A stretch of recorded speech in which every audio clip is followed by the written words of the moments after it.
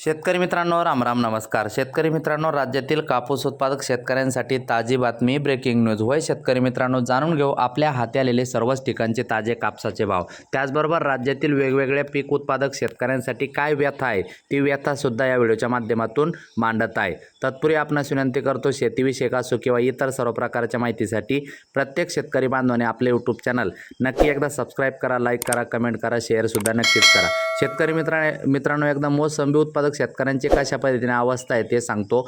मोसंबीवर रोगराई, मातीमोल भाव, 3 शेतकऱ्यांची बागावर कुऱ्हाड, आसमानी संकट, सुलतानी दुर्लक्षाने ढोरकीन येथील शेतकरी हवालदिल, 5 वर्षाची मेहनत वाया. मित्रांनो, पैठण तालुका ढोरकीन गाव, सातत्याने बदलणारे हवामान, अवकाळी पावसाचा तडाखा, बाजारभावातील घसरण आणि त्यात भर म्हणून आटोक्यात न येणारी रोगराई या दुष्टचक्रात अडकलेल्या ढोरकीन परिसरातील मोसंबी उत्पादक शेतकऱ्यांच्या पदरी अखेर निराशाच आली आहे. कष्टाने जोपासलेल्या बागांना वाचवण्यासाठी सर्व प्रयत्न करूनही यश येत नसल्याने अखेर जड अंतकरणाने 3 शेतकऱ्यांनी आपल्या बागावर बुलडोझर फिरवला आहे. पैठण तालुक्यातील ढोरकीनमध्ये जवळपास 100वर शेतकऱ्यांनी मोसंबी बागांची लागवड केली आहे. तसेच परिसरातही मोठ्या संख्येने मोसंबीच्या बागा आहे. येथील गोड आणि रसाळ मोसंबीने बाजारपेठेत आपली स्वतंत्र ओळख निर्माण केली आहे. मात्र मागील वर्षी झालेल्या अतिवृष्टी या पिकाच्या मुळावर आली. शेतात पाणी साचल्याने मुळांना बुरशी लागली आणि त्यानंतर सुरू झालेल्या रोगराईचा प्रादुर्भाव महागड्या औषधोपचारानंतरही आटोक्यात आला नाही. आता उन्हाच्या तीव्र झळा आणि कोरड्या पडत चाललेल्या विहिरीमुळे उरली सुरली आशाही मावळली आहे. शेतकरी मात्र खूप हैराण होताना दिसत आहे. मित्रांनो, पंचनामे करून मदतीची मागणी. लाखो रुपयाचे नुकसान सोसणारा ढोरकीनचा शेतकरी आता कर्जमाफी आणि तातडीच्या आर्थिक मदतीसाठी सरकारकडे डोळे लावून बसला आहे. मोसंबीच्या बागा नष्ट करून आता शेतकरी जमीन पेरणीयोग्य करीत असून खरीप हंगामात तरी नशिबाची साथ मिळेल का, या विवंचनेत आहे. 100पेक्षा जास्त शेतकऱ्यांनी ढोरकीन परिसरात मोसंबीच्या बागाची लागवड केली आहे.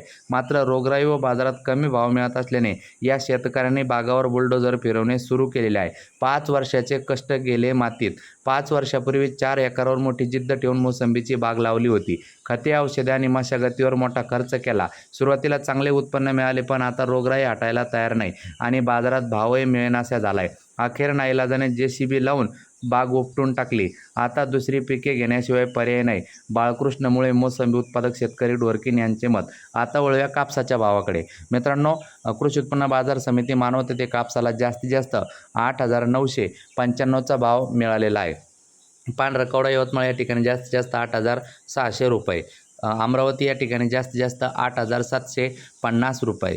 पारशिवनी या ठिकाणी जास्तीत जास्त 8,100 रुपये. त्यानंतर उमरेड जास्तीत जास्त 8,650 रुपये. त्यानंतर पारशिवनी या ठिकाणी मित्रांनो 412 क्विंटल आवक होऊन 8,100 आहे. उमरेड या ठिकाणी 495 क्विंटल आवक होऊन 8,650 आहे.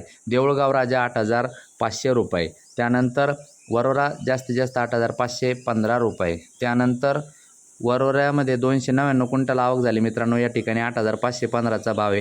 मारेगाव येथे 154 क्विंटल आवक होऊन 8,330 रुपये. काटोल 8,300 रुपये. त्यानंतर सिंधी सेलू जास्तीत जास्त 8,075 रुपये. त्यानंतर हिंगणघाट जास्तीत जास्त 8,740 रुपये. त्यानंतर वर्धा 8,650 रुपये. त्यानंतर पुलगाव जास्तीत जास्त 8,725 रुपये. त्यानंतर नरखेड नंबर 1 जातीचा कापूस 8,200 रुपये. त्यानंतर भेटूया पुढे. जाताना नक्की लाईक, सबस्क्राईब, शेअर करा. धन्यवाद.